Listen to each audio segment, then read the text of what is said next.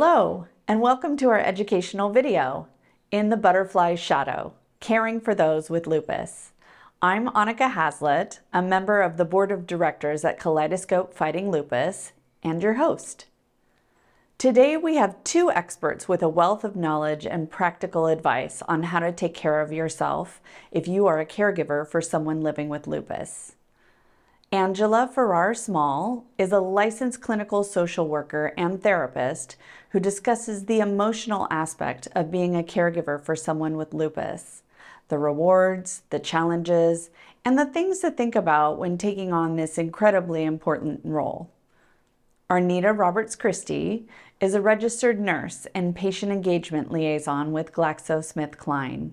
She provides specific tools that you can use to both educate and care for yourself as a caregiver.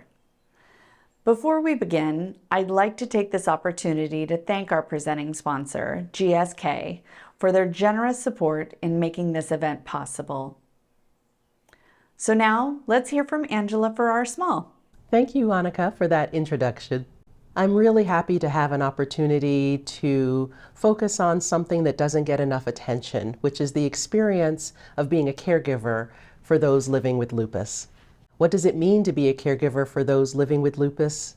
It means that sometimes you have to deal with unpredictable symptom flares that require an immediate trip to the emergency department, upending whatever plans you may have had. And then also there's the day-to-day neurological impacts such as brain fog, mood changes, and fatigue that have chronic effects on quality of life every day. And this impacts the caregiver in every way, physically and emotionally. It means acute stress with sudden emergencies and also chronic stress every day for the caregiver. So there's research that shows there are a few upsides potentially to being a caregiver. It can provide meaning and purpose. Some people really relish learning new skills in their caregiving experience. It feels good to help others. It feels good to be able to help someone in need. There's also the opportunity to deepen the relationship with the care receiver with lupus. There are also potential downsides. Caregiving can also mean depression, overwhelm, feeling anxious. It can mean difficulty maintaining your roles outside the home, maintaining other relationships, maintaining a work relationship. It can mean sometimes with really heavy care, it can mean neglecting your own health and hygiene needs. And also, the caregiving role can crowd out your other relationship with the care receiver with lupus. This is characterized by changing roles and shifting of the relationship, and it can be day-to-day or over a long period of time. In my mental health work with caregivers, I like to ask them this question and have them reflect on it.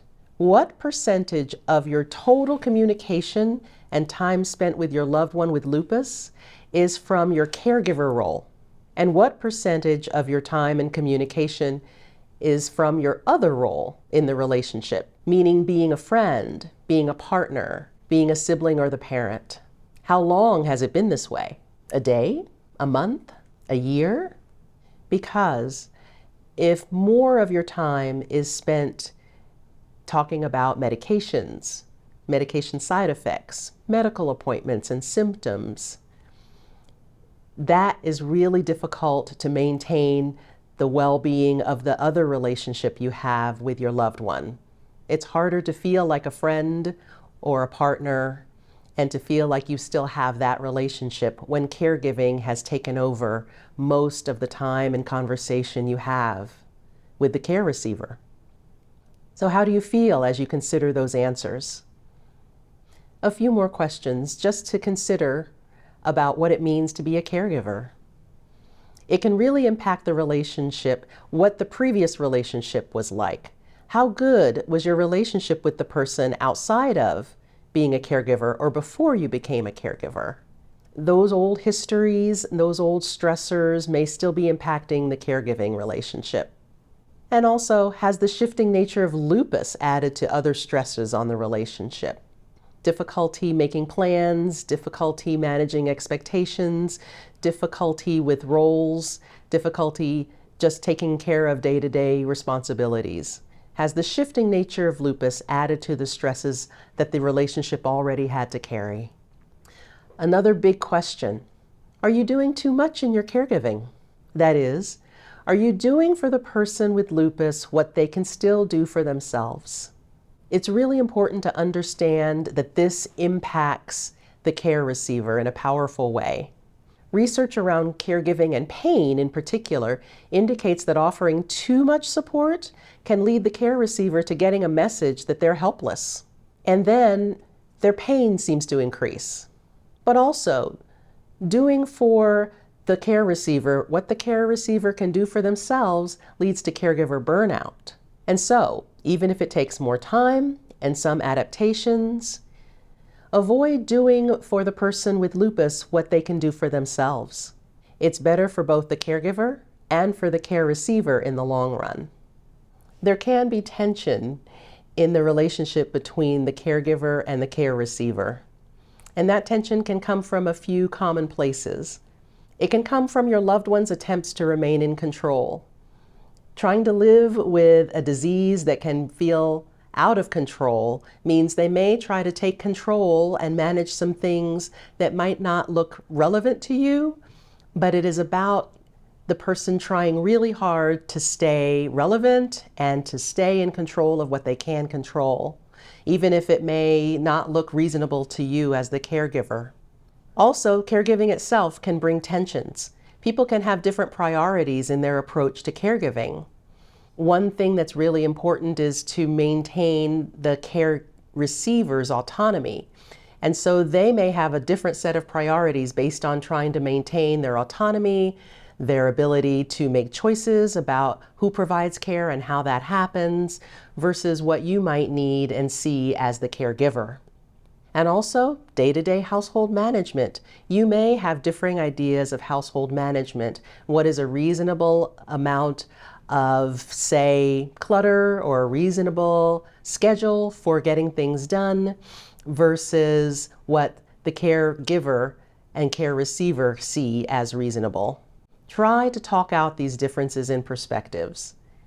It's really important to have good communication in this caregiver and care receiver relationship. First and foremost, stay calm yourself.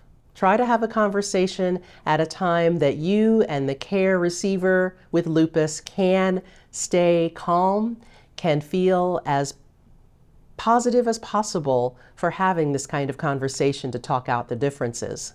And then I always recommend that caregivers listen to the emotions you hear from your loved one. They may not say that they're feeling scared, but you may have a sense of that. And it's really important to tune into not just the content, but the emotion.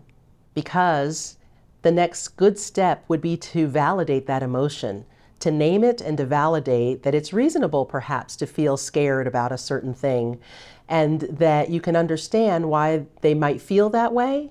And also, you can offer your own feelings too.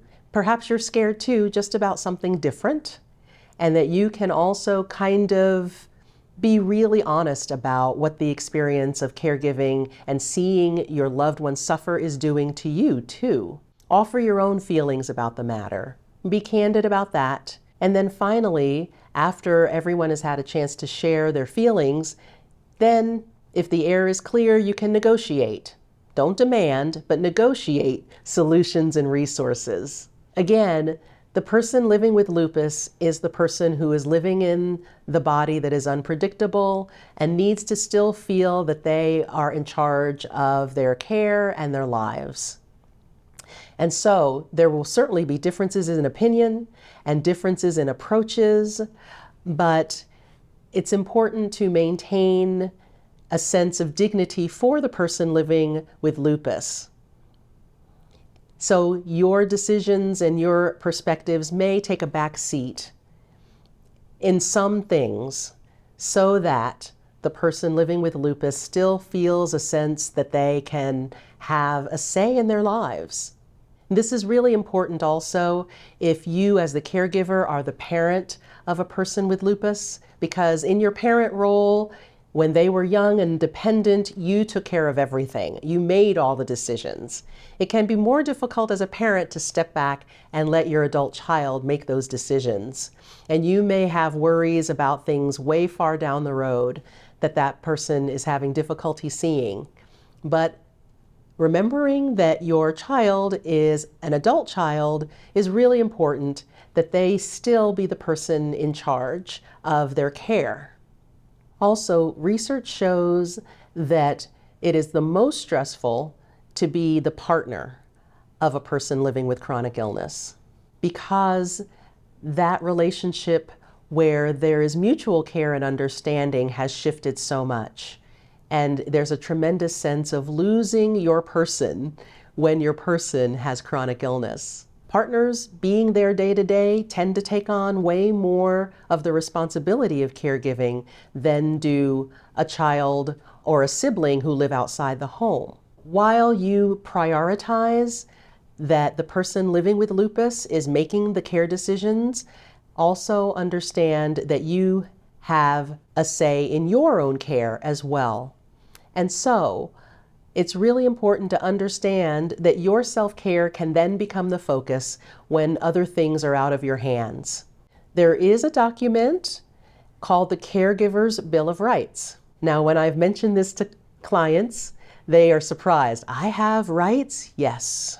You as a caregiver still have some rights. And it's really important, first of all, to understand that you have the right to self-care.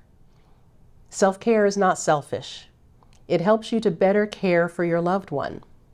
I know that caregivers feel really, really guilty for taking any time out for themselves. And they are feeling very badly and worried about their care receiver and how they're going to cope while they're taking whatever break they are taking, whether it's a very brief break or a whole day break.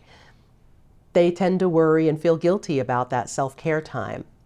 And yet understand that you are a mutually interactive system as a caregiver and a care receiver. So your self-care does make it easier to then turn to and care for your loved one with lupus.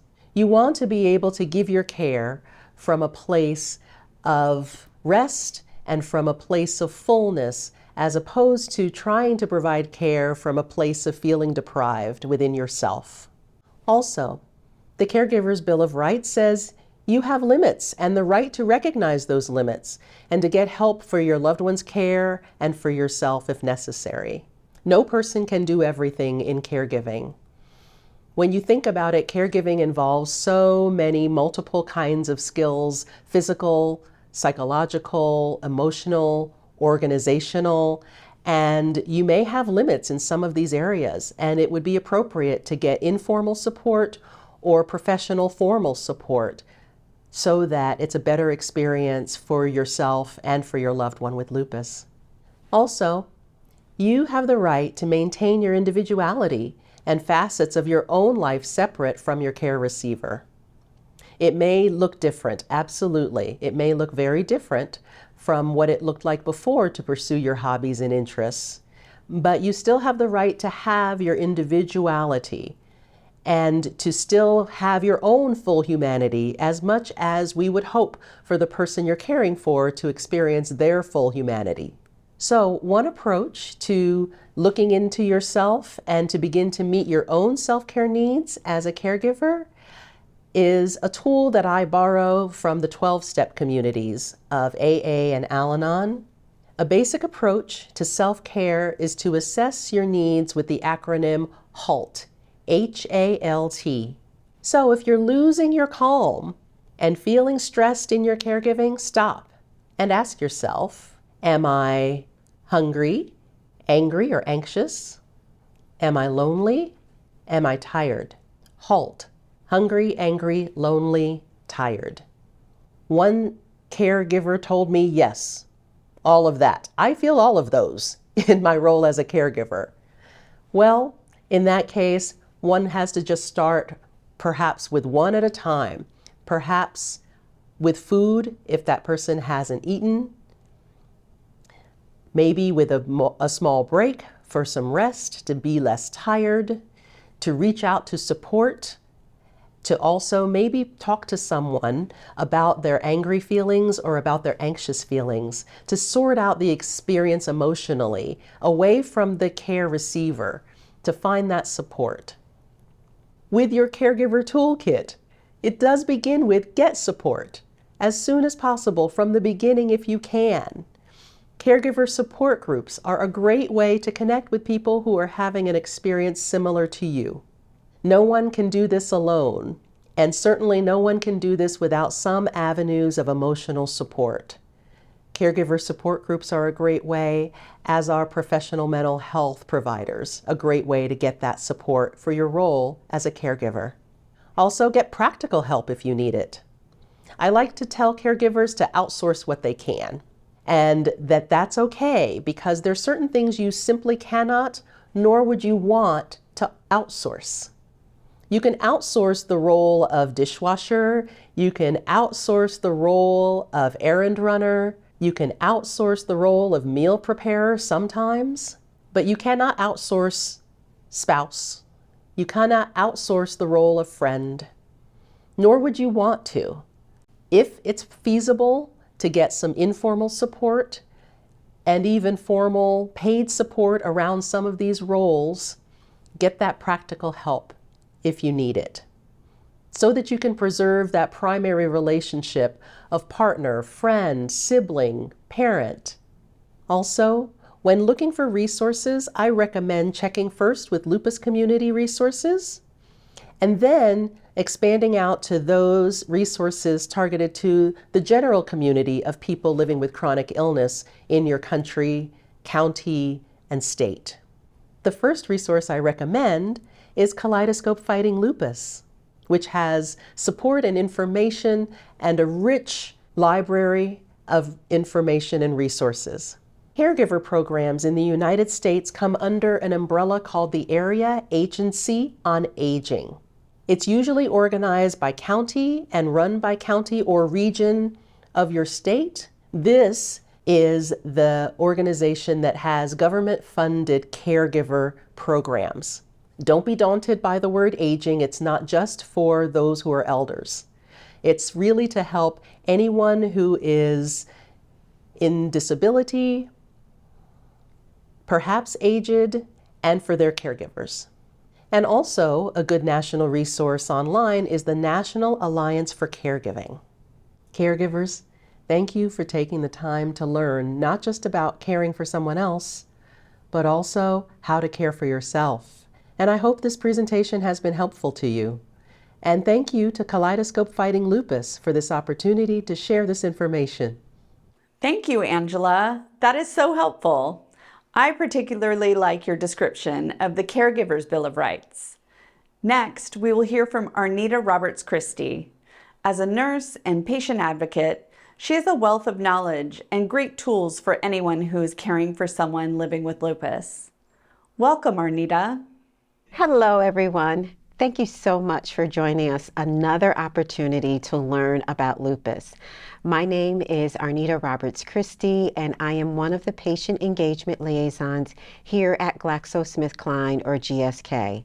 I am so grateful that you took time out of your busy schedule to learn more about your loved one living with lupus, and my hope and my goal for this session is to empower you to ask the questions, to feel supportive with the knowledge that you have about this disease as well. Because not only is your loved one living with disease, but you're living with it too. And so it's important that both of you have a very level playing field, if you will, of what this disease means to the physical body, but also to what surrounds you, your exterior. I want to thank Kaleidoscope Fighting Lupus for this opportunity. I especially want to thank Tori and Greg for their countless hours of just sharing time with me and helping me to be the best that I can as I educate for you. And Annika, I want to thank you for that introduction. You are so helpful and I appreciate you. So let's get started. So today we're going to talk about caring for someone with lupus. I want to make sure that I help you understand that this presentation is not meant to take the place of you have a very open and honest conversation with your healthcare provider. That relationship of your person living with lupus and you is so critically important, because you can see things that perhaps your loved one living with lupus cannot see or may not even remember. And so you play a very critical role in this process, in their journey, in helping them to live their best lupus life. So as we continue, let's show you what we'll cover. We'll talk about educating yourself about lupus, and that means educating you, the caregiver. We'll talk about helping manage the lupus lifestyle, communicating with your loved one, and communication is so critically important. And I'll say this over and over again, but communication is so important. Understanding the lupus healthcare team of your loved one. And then we'll talk about caring for yourself. Because even though you're so much involved, you know, there's a little story that talks about when you're on the airplane, and they say if the oxygen mask drops from the top, you need to put your mask on first, because you need to take care of you first before you're able to take care of others. And so that's what caring for yourself will talk about. So I want each of our caregivers to understand how important you are for being here. The first step in helping your loved one is educating yourself about lupus, and we're going to do just that. So let's talk about the term chronic illness. You may have heard that term before, but let's give a definition to it. A chronic illness cannot be cured, but it can be controlled. And so symptoms usually last for 3 months or longer for a disease to be given the title of a chronic illness. And we know that 6 in 10 Americans living in the United States have a chronic illness, and 4 in 10 of adults have 2 or more chronic illnesses. And though those chronic illnesses could be fibromyalgia, could be arthritis, could be a number of different diseases that last in the body for 3 or more months. The most common chronic illnesses include cancer, heart disease, stroke, diabetes, and as I mentioned before, arthritis. And so lupus, because it does last for more than 3 months, is considered a chronic illness. It is a long-term illness that can cause pain as well as inflammation, and it can affect multiple areas within the body. And so I've said some terms. If you're not familiar with them, let me give you an example. When you kick your foot against a door stop or something, that causes pain. Let's say you kick that same toe or foot and you kind of cut it a little bit. And so that creates an opening in your skin. And when that happens, there's something that causes inflammation, because lots of different cells go to that area and try and make it better. But inflammation can cause pain, which we already talked about. It can possibly cause that toe to swell, and it can cause it to become red. And those are some of the terms that are affiliated with the term inflammation. And if you think about that happening on the outside of the body, it happened to that toe that you just banged against the door. That is the same type of inflammation that occurs on the inside of the body of those that are living with lupus. So think about when someone says the kidney is inflamed or the heart is inflamed. There can be pain in that area or in that organ. There can be swelling, and we cannot see the redness, but there could be that redness in the area as well. Lupus can't be cured, but it can be controlled. And that is where you help play a part in trying to make sure that we can control all of the factors that we can control. There are some things that are completely out of our jurisdiction, out of the way that we can live in this life. But what we can control, that's what we want to try and do. And lupus is unpredictable. The cycle of lupus comes in terms that's called flares and remission. And I like to think of it as a lion. or a gentle cub. When it's in remission, it's like a gentle cub. It kind of goes to sleep, and you don't see the external or internal inflammatory response. Remember, we talked about that word inflammation? Inflammatory response means that it's ongoing. But when it flares, when it wakes up like a roaring lion, then your loved one will experience symptoms throughout their body. And it's hard to anticipate when that happens, what day of the week it will happen, or even what time of the day it will happen. It can change. We often say lupus waxes and wanes. It wakes up and it's like a roller coaster even. Some days there will be peaks and some days there will be valleys. GlaxoSmithKline has a website, and there's a Facebook community, and there's a lot of people that are involved in what's called our usinlupus.com. And if you have not been on there, there's a whole section on there dedicated just to you, caregivers. But oftentimes, patients will leave messages for others, and one particular lupus visitor to the Us in Lupus website left this message. It says, "Every day is unpredictable." And keep that in the back of your mind, because what looks on the external may not be what's happening on the internal. And what looks good in the morning may not be that same way as it's dinner time and it's time to prepare for dinner. So just make sure that you are aware that it's unpredictable. It comes and goes whenever it wants to. And that's not something we can control. Lupus can be invisible. I've talked a little bit about how it affects the inside of the body of what we cannot see. So unless we did blood work, we may not know that lupus is affecting the heart or the lungs or the kidneys. We may not know that it's affecting the blood. We may be able to use a thermometer to see that there's a fever going on. We may be able to see that our loved one doesn't have as much pep in their step, which meaning they may be a little bit fatigued during the day or in the evening. We may or may not be able to see joint pain, but if you touch a certain joint on an individual, they can say, "Ouch, that hurts." Or if you look at sometimes the hands of someone living with lupus, you might see the redness, which again talks about the inflammation.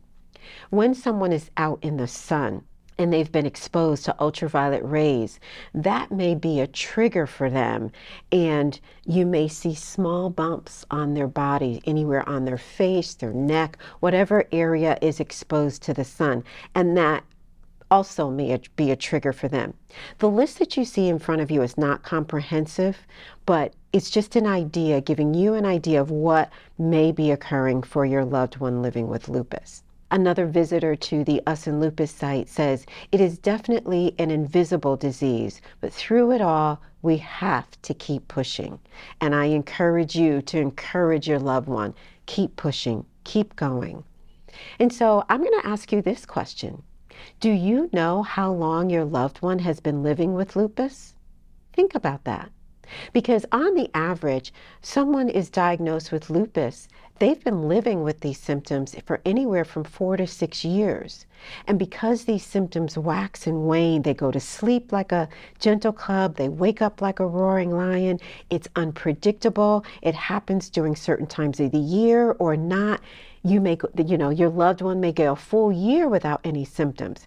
So do you know how long your loved one has been living with lupus? If you don't, I would like to encourage you to ask, how long have you been living with lupus, loved one? And you might be surprised at the answer. Lupus can cause long-term organ damage. Well, what does that mean? The inflammatory response can cause tissue damage, which can lead to permanent organ damage. And so I love this slide here because it starts at the top of the head and it goes right through different areas of the body. Lupus can affect the brain, the lungs, the heart, the muscles, the kidneys, as well as the skin. And again, this is not a comprehensive list, but it gives you an idea when we talk about lupus being systemic. All of these different areas can be addressed at the same time or can be attacked at the same time. And so let's get a better understanding of lupus. Lifestyle. As your loved one goes through different appointments and tests to reach their diagnosis, their lifestyle probably changed over a period of time. Lupus can affect your loved ones, not only their physical state, but also their mental state and their social lifestyle. Well, what might you mean by their social lifestyle? It means that perhaps they were someone who loved going out, hanging out, and all of a sudden you invite them and they say, oh, I'll catch you in a couple weeks, or not tonight, maybe tomorrow night, or not this week, maybe next week. This is how it affects their social lifestyle, and it can also affect their employment lifestyle. They may be experiencing symptoms to the point where they may not feel strong enough that they can put in a full day's work. Maybe they can only do a half a day's work, or maybe they may not go to work on that particular day. So one of the ways that you can help your loved one is helping them to track symptoms. Now that symptom tracking can be done in a number of different ways. I'm from an era where I like to write things down, so I love a pencil and paper. But perhaps your loved one living with lupus is a lot more tech savvy, and they take out their phone, they see there's a note section as one of the apps, and they type how they're feeling inside the note section. Or perhaps they want to get a calendar. And on the calendar, if it's a great day, they put a smiley face. If it's a day that's not so good, not so bad, they put a face with a squiggly line. If it's a day where they said, I just couldn't get out of bed, they may put an upside down face. But the important thing is that they're taking the opportunity to write down or to document how they feel. And you can play a really big role and say, have you documented how you're feeling today? Especially if you are watching their nonverbal communication. Nonverbal communication, and we'll talk about communication a little bit more further down the road, but didn't want to miss the opportunity, because a lot of times what people say out of their mouths is very different than what you physically see their body saying. So you've got to be able to, you've got to be able to read both what you hear with your ears and what you see with your eyes. They really tell a lot. And when they document, they can take that information with them to the physician's office, and it gives the doctor a really good picture, if you will, of how they might be feeling on a given day. So every symptom matters. I cannot overstate that. Let the physician or the healthcare provider decide what symptom is related to their lupus, or perhaps related to another disease that they may have. But every symptom matters. So whether it's talking about muscle pain, or if it's someone might say, oh, it's just a little bit of hair loss. Make sure that you communicate that. What's a little bit of hair loss to someone is maybe a lot of hair loss to someone else. If they pull the comb through their hair and they say, oh, I see a couple strands, and they pull the comb and they say, wow, that's full. There's a difference there, but both of those are important. If it's chest pain, chest discomfort, if they've noticed that when they go out into the sun, like one side of their body develops a very small, what we call petite little bumps on their arm, that's still something, someone say, oh, it's just heat rash. That's what we used to say when I was growing up. It's just heat rash. Well, that's still important. So make sure that you communicate. Even if there's vision issues, if they wear glasses and, 6 months after they just received a new pair of eyeglasses, they say, I can't really see that well. Something very important to share. Another visitor to our Us in Lupus website said, know your triggers. Educate yourself and your friends and family. See, you do fit in here. And this person says, my husband has been there for me throughout it all. Get a support person. Keep your head up. You are not alone. So whether that support person is your spouse, your partner, your sibling, your parent, or the neighbor next door, make sure that you build that support system. And it can be more than one person. It can be one person, and it can be more. I like to think of that support person as a village. And that village, wherever you go in life, take someone from that part of your life with you. So if you're employed, have someone there. If you have a girlfriends that or guy friends that you hang out with, make sure that you include one of them. If your neighbor, your children's your children hang out with someone and you want to make sure that, they say, you're not picking your child up at the exact time that you said you would. Make sure that person understands how you are feeling as well. Understanding triggers. A trigger can cause lupus to become active, can become what we also term that flare or that roaring lion that I had mentioned. And on the slide in front of you are just a few of the triggers that think of trigger as something that agitates something or that aggravates something. So these are just a few that can agitate or aggravate your loved one's lupus. All of us are dealing with a certain amount of stress. But when you're living with a chronic illness, it takes it up a notch sometimes. And then when you have a flare, it takes it up even another notch sometimes. So make sure that you check in with your loved one about where their stress level is. And I think that should also have a range. Are you at a 5 today, which is kind of in the middle for stress level? My stress level, when I say I'm at a 10, my husband absolutely knows he's going in the other direction. It's my kids as well. But if I'm at a 1, I'm like, great, I can do, So make your own gauge or have your loved one make their own gauge. Where are they? Is it related to medications, this trigger? Is it related, we're in flu season, we're in the middle of a pandemic. Is it related to what your external environments are? Or perhaps you hurt yourself, you fell down. Is it related to that? But make sure your loved one identifies what their triggers are and that you also know what their triggers are. And how do you manage them? Well, everyone experiences stress, as I said before, but how you manage it is really the key. Give your loved one space to talk about their stress. Ask an open-ended question. And that's a question where you say, how are you feeling today? And then stop and pause and wait for your loved one to answer. A closed-ended question is one where you get like a yes or no answer. You feel good today? Yep. End of conversation. But Arnita, how are you feeling today? Well, today was a little bit tough. Tell me more. Well, I had some trouble moving my knee. I felt some pain and discomfort. I'm really kind of tired. And so if you notice, I give you a lot more information with this open-ended question than I do with a closed-ended question. So think about the type of questions you're asking as you're helping your loved one to deal with stress. When it comes to nutrition, the whole family can be involved. A better way to understand food-related triggers is that you can help your loved one manage in terms of how you're cooking and how to track the meals. I often say that when you go grocery shopping, stay in the outer ends of the aisle because the outer ends of the aisle is where you'll find your more nutritious food. The inner ends of the aisle are where you'll find your more heavily processed foods.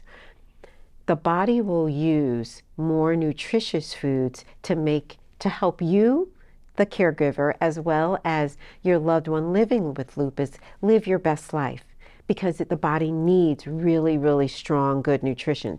The body will not respond so positively when it has a lot of overly processed food. So keep that in mind and keep eating a healthy variety. Oftentimes you'll hear nutritionists say, when you look at your plate, make sure that it has lots of different colors, lots of different greens and reds and, some browns and light beige. And so we're looking at our vegetables and our meats and our turkeys and our fish. All of those have different colors to them. Make sure that your plate is full of different colors, if you will, and that the plate of your loved one is as well. We've already talked a little bit about managing your triggers when it comes to sun and light sensitivity and the sensitivity to ultraviolet rays. So if you're going out with your loved one and you see that they don't have a hat on, put on a hat yourself and then say, you want to join me? I'm going to put on a hat. That way they don't feel like all the focus is on them in like a negative way, but you're joining them in this journey. Make sure that they are putting on a broad spectrum sunscreen. You put yours on and then offer to help them put theirs on. Again, this is where you are involved and you are helping them to remember certain things. Wearing a long sleeve shirt if they're going to be in the sun, or even long pants. But again, these are opportunities where they don't have to go it alone. You, the caregiver, are right there with them, helping them through this journey. When we talk about sleep, the body has a very much of a need to be restored. And that restorative process happens when we're in deep sleep. And so there are many opportunities for the body to learn when you're actually in deep sleep. But if you go to sleep and you wake up and you say, oh, I'm so tired, then you may not have spent a lot of time in deep sleep. And so encouraging your loved one, if they've woken up and they're still tired, encourage them to take maybe a 30-minute nap during the day so that the body can restore itself to help them with the latter part of their day. And you can take an active role in helping them to manage that, because when the body does not get enough sleep, the feeling of pain is increased and the feeling of stress is increased. They may even feel like sometimes the fingertips and the toes become very cold. Encourage them to sleep with socks on, warm fuzzy ones. Get them a pair, and say, I sleep with warm fuzzy socks. And if they're hands, get some warm fuzzy socks for their hands. You can do both. It doesn't have to be anything special, but warm fuzzy socks go a long way to keep them warm. Another visitor to the Us and Lupus site says, anyone with lupus is truly an amazing person, and I totally agree with that. This person says, my daughter has it, and I am in awe as to how she handles all of the pain and the symptoms. It's a journey for those that are living with lupus. But again, as a caregiver, you are also on this journey with them. I mentioned to you about communication. Let's dig a little bit deeper and how you can help your loved one with communication. On the screen are some conversation starters. I've given you a couple earlier, and now I'm going to give you a few more. Sometimes you can start the conversation by saying, I'd like to talk to you about your lupus and how it's impacting your life. Is that okay? That is a closed-ended yes or no, but you are asking for permission to start the conversation. You want to make sure that you've set the stage, that they are ready for you to cross into the boundary. Many people that are living with a chronic illness keep it close to themselves, keep it close to their heart, and may not want to let others in. And so asking for permission to have the conversation will tell you where they are. They may say yes, they may say no, or they may say not right now. Keep that in the back of your mind if they say not right now, because you could say, okay, can we revisit it in a couple hours or in a couple of days? Try to get them to narrow in on when you can revisit, because then when you go back, you could say, you weren't ready on Tuesday to talk about it. It's Friday. Can we talk about it now? You may be surprised at the answer. After you ask for permission, then allow your loved one to talk. Give them the space. Make sure that you don't crowd the space, but open up the space for them to talk, and have it be a two-way street so that they can understand how you're feeling as they're going through this journey. I love this picture, and I've said it in a couple of different slides. It's a picture of a young man looking at his computer. And sometimes when I'm talking to my son, I hear in his voice a little something. But as the mom, I say, I need to put my eyes on you. Can we FaceTime? FaceTime, you can see the person. Remember in the beginning, I talked about the nonverbal? Well, sometimes my son has a little way that he moves his eyebrow that tells me he's a little concerned about something. And I can look at that on FaceTime or on all of the different Duo for if you have a Android phone. Duo is another way. But I can look at him and say, what's going on? something going on? You want to tell me about it? But I'm asking for permission, but I'm giving him the space to open up. So sometimes I'm encouraging you, if on the phone is the primary way that you've been communicating, and with the whole pandemic, you may not be able to see someone face to face all the time. If you have a smartphone and it has that capability, I would encourage you to do that. Overcoming brain fog. There is a whole nother section on brain fog, which I encourage you to listen to. So this is just a reminder that the way that lupus may affect the small microvasculature areas of the brain, it can cause your loved one to be forgetful. It can cause them to be easily confused or have a challenge in communicating or concentrating. This is very, very real. And I'll tell you a little story. I was doing a presentation once for a large group, and there was a mom in there, and she was in her 70s, and a daughter who was in her 50s. And after I explained that brain fog is very real and how there is an opportunity or an opportunity for someone to be more forgetful than others. And then the mother looks to the daughter and says, "So you really don't remember when I asked you to do something, or you really didn't remember what the doctor said?" And the daughter looked at her mom and said, "No, Mom, I really don't." And that because the mom thought the daughter was just being difficult. But there is actually scientific fact that brain fog exists. So you as the caregiver, I want to make sure you understand it is very real. It's not that someone's trying to be belligerent or uncooperative. It exists. So make sure that you are aware of that. Another visitor says, "The most difficult part is that people don't understand lupus. You have no idea how good it feels when someone cares enough to educate themselves because they love you and they support you. It's a very lonely and isolating disease. You are taking that step by being here. You love your loved one. You are taking the step to educate yourself on how you can support them."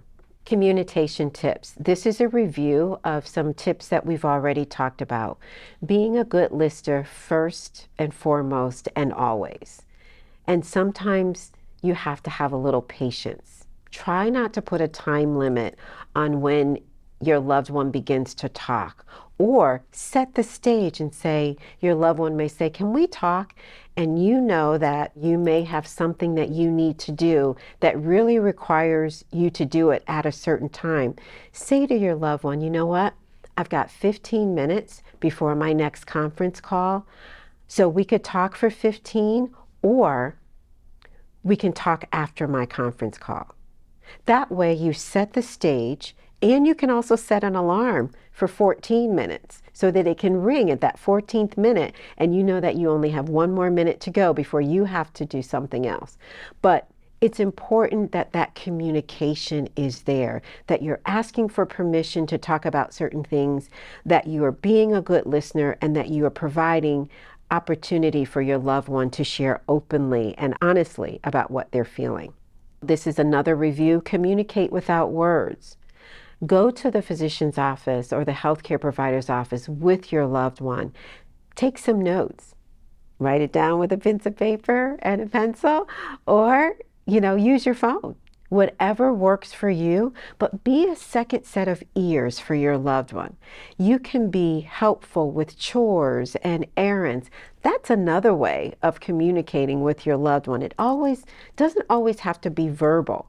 It can be doing acts of kindness for your loved one. That is a huge communication, and it's actually what some people call their love language. How do you show someone you love them? By creating or by performing in an act of kindness for your loved one. This particular slide talks about healthcare management. So living with lupus, our loved ones are likely to have a lot of doctor's appointments, a lot of times where they discuss their symptoms and their tests and their treatments. And one way you can help is by understanding the healthcare team of your loved one. That team can exist of all of the people that are on this slide, or two of the people that are on the slide.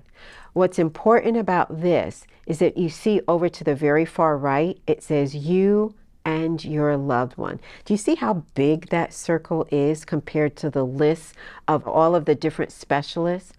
It says physically, all hands on deck.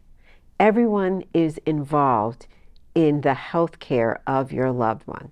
And then it shows that you and your loved one have a big part, that everyone is there to support you. And so, again, this is not a comprehensive list, but it's an idea of all of the different practitioners that can be involved in your loved one's care. And how do you manage it? Well, as you see, there's a roller coaster of management. Someone is the team captain. That's usually either the rheumatologist or the primary care physician. And if your loved one living with lupus is under 18, that could also be the pediatrician. But one person is the captain of the ship, if you will. And then everyone else needs to be informed. And so you want to make sure that that captain or team captain lets the OBGYN know, lets the nurse know, lets the psychiatrist or mental health caregiver know everything that's happening. And you can do this by setting reminders or appointments in your phone about when a prescription might need to be refilled. But the whole premise behind this is make sure that there's one person that's kind of guiding and orchestrating how this team will flow, and that everyone needs to be involved in the process.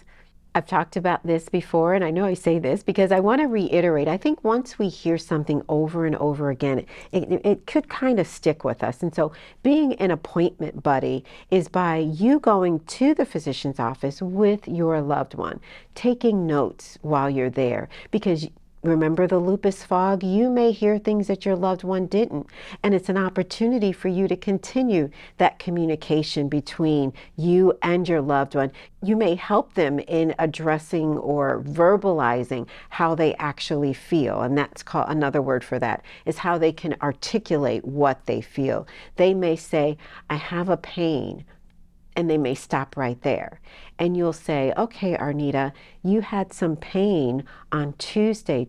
Can you share with the doctor the intensity or how strong that pain was and where it was located? So you as the appointment buddy can help your loved one just expound or give more information about what they're starting to share with them. In 2015, GSK had a survey, and in that survey, it said 61% of patients said that they minimize their symptoms of making them seem less than what they really are. That's more than 50% of patients say they minimize their symptoms. They don't share that pain is really a 10. They may say, oh, it's about a 5. That's what it means to minimize it. And then 3/4 or 76% of physicians believe that their lupus patients have difficulty in communicating their support needs to their loved ones.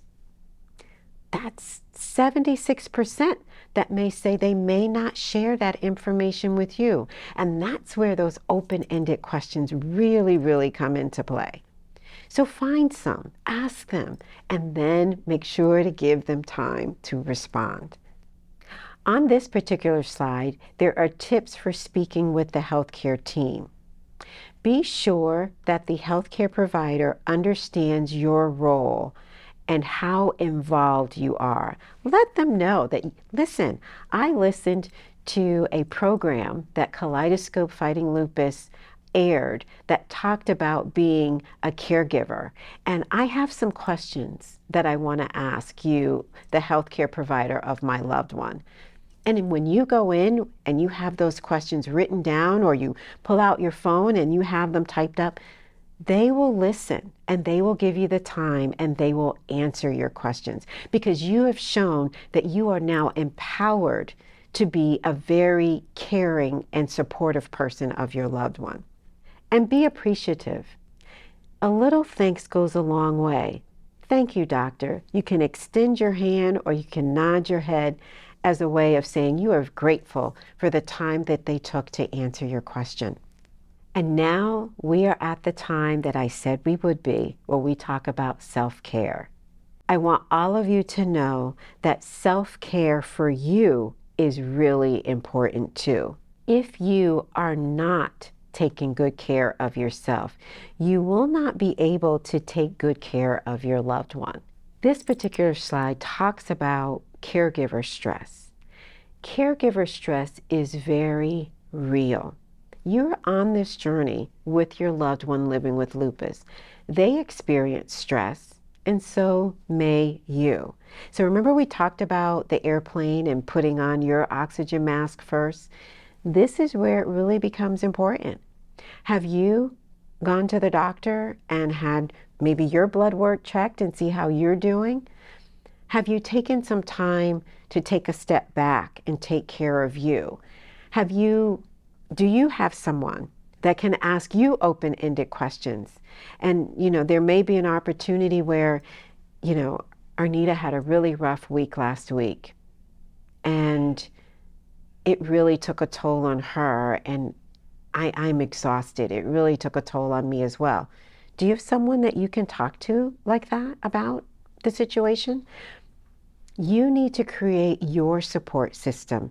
You need to create your village, because you face your own emotional, physical, and financial challenges. And you need to make sure that there's someone there that you can have this dialogue with, because you are what we call on call all the time. And make sure there's someone there that can support you as you are on call. Ask yourself, when do you start to feel the stress of being a lupus caregiver? And what do you do to help yourself through that? Pause there, and just like I'm pausing here, take some time to think about those two questions. Spend some time even journaling. We talked about your loved one journaling. I would encourage you to journal as well. Journal is a very expressive way of really having a cathartic experience, of really getting out what's inside out. And once sometimes you write it on the paper or type it in there, and you look back at it and you say, wow, I didn't really know I was experiencing that, or I didn't know I felt that way. Make sure that you are taking care of you. On this particular slide, we talk about self-care for the caregiver. Do you need to take some time off? Is there someone that can sit with your loved one for a while? I love the picture of this gentleman. He's got the headphones on. Do you need to put on some relaxing music, some wave music, some, spa music, just to kind of take you to another place that you can relax and bring your heart rate down and your blood pressure down and shift gears as you continue on this journey? Do you take time to do that? And do you ask for help? There is no shame in asking for help. There is nothing to say that asking for help makes you look like you're a weak individual or not a strong, masculine individual or not a strong supporter. Asking for help actually shows that you are strong and that you are, seeking what you need to be even stronger as you help your loved one on this journey. So make sure that you ask for help. There's nothing wrong with it. And now another visitor to our Us in Lupus Facebook community says, I have an amazing friend that maintains her lupus like a champ. I try to educate myself to know what she deals with. Again, I applaud you for being here. I applaud you for taking that next step to understanding more information that can help your loved one along this journey. If you have a smartphone, these are QR codes. If you put your phone up, you'll see that it'll take you to different parts of our website. Again, as I mentioned, there is a specific section with caregiver resources. There is a section that talks about symptom tracking. You can even download what's called a symptom tracking kit. And then if you want to learn more basics or even review, there's a section that you can review symptom basics. So take the time, even if you have to pause this video, and then just take your smartphone if you have one, or tablet, or take your kid's smartphone or tablet and put it up there. The website is titled usinlupus.com. There is a wealth of information on there, and I really do encourage you to visit. So I want to thank you. I want to thank you for taking the time to empower yourself with knowledge. We know that knowledge is power, and you are extremely powerful right now because you have sat through this entire presentation. There's a lot of information here. Come on back and visit this site again. The Kaleidoscope Fighting Lupus site, the usinlupus.com site, both of them have a lot of information, not just for you that are living with lupus, but also for you, the caregiver that is caring for someone living with lupus.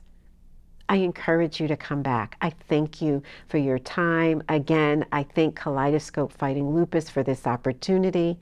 I'm excited to be here. I'm excited for what I believe that you've taken from this presentation. If there are any questions, you can reach out to either of us and we'll be more than happy to assist you. Have a great day. Thank you, Arnita. And in particular, thanks for your emphasis on the importance of communication and about managing multiple roles. This brings us to the end of our symposium, In the Butterfly Shadow, Caring for Those with Lupus. We hope you found the perspectives and advice from these experts helpful. Once again, a special thanks to our presenters, Angela Ferrarsmall and Arnita Roberts-Christie. And thanks to our presenting sponsor, GSK, for their continued support of those living with lupus. Finally, we want to thank you for watching. We encourage you to visit our website, kaleidoscopefightinglupus.org, and follow our social media platforms for the latest lupus news, program information, award-winning articles, and so much more. Thanks for spending time with us, and remember, you are not alone. I'm Annika Hazlitt for Kaleidoscope Fighting Lupus. Please take care.